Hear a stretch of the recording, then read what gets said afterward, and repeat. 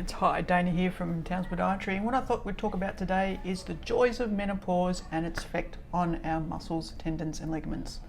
Now we all know that menopause has numerous effects on us with changing in estrogen levels. We can have hot flushes, sleep disturbances, increased weight gain, but the loss of estrogen also affects the way our bone, muscles, tendons and ligaments repair themselves.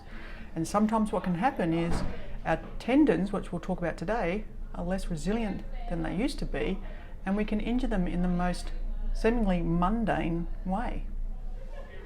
So some of the tendons that can be affected are our glute medius tendon, our patellofemoral tendon or around our knee joint, Achilles tendon and the plantar fascia. What we're going to talk today is about that glute med tendon or lateral hip pain. Now common symptoms of this is that you might have trouble sleeping on that hip. You might have trouble walking up and down stairs. It hurts, it aches, it's just really sore. Often what we find is that perimenopausal women, suddenly they wake up one day and they're 10 kilos heavier than they used to be, so they decide, you know what, I'm going to start walking and I'm going to start doing the hill. Next minute, they've got pain on the outside of their hip. Now, what we need to think about is how do we get that hip pain better? Things that we'll look at is the way you walk. Are you overstriding and stressing the tendon? The way you stand, are you hitching on that hip?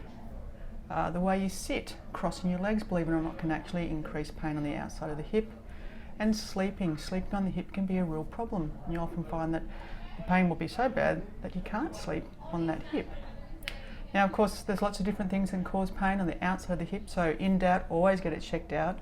But be assured that there is some stuff that we can do that will settle down your pain, get you back on walking, back on your feet and feeling great again.